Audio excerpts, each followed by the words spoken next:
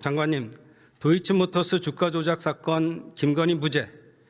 김건희가 시세 조정 사실은 인식했으나 공모는 아니다. 공정한 판결 맞습니까?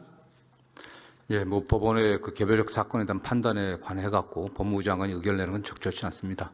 다만 특검에서 수사해서 기소한 사건에 관련해 갖고 특검에서도 증거의 어떤 판단이라든가 법률적 의견과 관련해 갖고 면밀히 분석해 갖고 항소할 것으로 좀 보고 있습니다. 네. 예. 58회 여론조사 무상 제공했고 그 금액이 2억 7천여만 원입니다. 그런데 계약서가 없다는 이유로 무죄가 났습니다. 뇌물과 정치자금이 계약서로 이루어져야 한다는 얼토당통한 판결입니다. 세상에 그런 뇌물은 없습니다. 특히 공천 청탁을 했다는 명백한 증거가 있는데도 공관위 회의를 거쳤다는 이유로 무죄를 선고했습니다.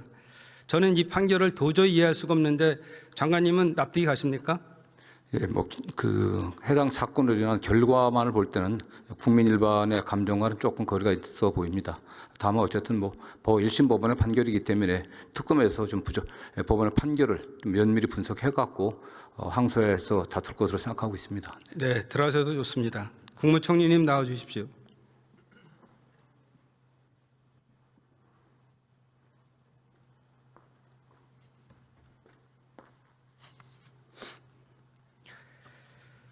이제 국민들의 눈은 열흘 뒤 19일에 예정된 윤석열 내란 우두머리 재판 1심에 쏠려져 있습니다. 사법신뢰의 마지막 시험대입니다. 사법부 건의는 국민이 그래도 법은 공정하다라고 말할 때 비로소 세워집니다. 그래서 사법개혁의 핵심은 국민 신뢰 회복입니다. 국민 신뢰가 추락하는 사법부의 현실에 대해 정부 역시 무겁게 받아들여야 합니다. 총리께서는 어떻게 생각하십니까? 네, 사법부에 대한 국민의 신뢰는 민주주의와 공화정의 기본이라고 생각합니다. 예, 통일교 신천지 문제에 대해서도 짚어보겠습니다. 대한민국 헌법 제20조 2항은 국교는 인정되지 아니하며 종교와 정치는 분리된다고 명시적으로 정교 유착을 금지하고 있습니다. 통일교는 이미 전형적인 정교 유착 구조가 확인되었고 여당 중진 정치인에게 실형이 선고되었습니다. 신천지 역시 선거 국면마다 5만 당원 가입, 10만 당원 가입 같은 정치 유착과 각종 불법 의혹이 20년간 이어지고 있습니다. 국민적 공분과 충분한 의혹, 사법 판단까지 나왔음에도 특검이 여전히 국회 문턱을 넘지 못하고 있어 매우 유감입니다. 총리님, 신속한 특검 도입이 필요하다고 생각하십니까? 네, 그렇게 생각합니다. 이재명 대통령께서도 불법적 정교 유착 종교단체에 대한 해산 명령까지 검토할 것을 지시한 바 있습니다. 총리님, 해산까지 염두에 둔 강력한 근절 대책이 필요하다고 보는데 그럴 의지와 준비가 되어 있습니까? 특검이 진행되기 전에라도 그런 철저한 수사가 필요하다고 봐서 정부에서 이미 합동수사본부를 개시하고 있습니다. 정교유착, 정치에 대한 종교의 개입, 종교를 사칭한 사실상의 뇌물이나 매수의 행위, 이런 것은 그야말로 종교를 사칭한 범죄 행위고 범죄 집단의 행위라고 보기 때문에 척결해야 한다고 생각하고 있습니다. 네, 그렇습니다. 종교유착은 민주주의 몰락의 신호탄입니다. 총리께서 분명한 책임과 결단을 보여주시길 다시 한번 당부드립니다. 네. 실형 균형 외교에 대해서도 한 말씀 드리겠습니다. 이재명 대통령께서는 기존의 이념 중심 외교 문법을 뛰어넘으셨습니다. G7, G20 등 여러 정상회의에서 우리의 국제적 위상과 신뢰를 재확인했고 미국, 중국, 일본 등 주요 국가의 외교에서 실형 균형 외교로 국익을 챙겨오고 있습니다. 국민의 지지도 매우 높습니다. 총리님, 이재명 정부 초대 국무총리로서 윤석열 정부와 비교해 외교 성과는 무엇이면서 어떤 점이 다르다고 생각하십니까?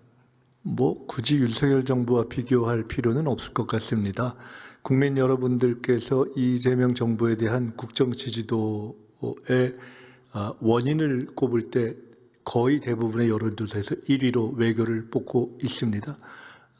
균형적인 외교로 상당히 빠른 시간 내에 국제사회에 한국을 복귀시켰다. 그리고 그 과정에서 가장 중요한 주변 국가 또는 우방인 미국, 중국, 일본 정상들과의 관계뿐만 아니라 외교 관계를 복원시키고 발전시켰다.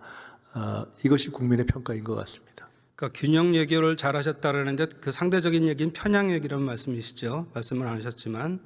네, 뭐 그렇게 볼 수 있겠습니다. 예, 총리님. 저는 한미 중일 실용 균형 외교에 대해서 여기 더해서 한 축을 더 제안하고자 합니다. 한반도 평화 공존과 경제 도약을 위해서는 미일 중러 4개국 모두를 아우르는 국익 중심 실용 균형 외교가 필요합니다.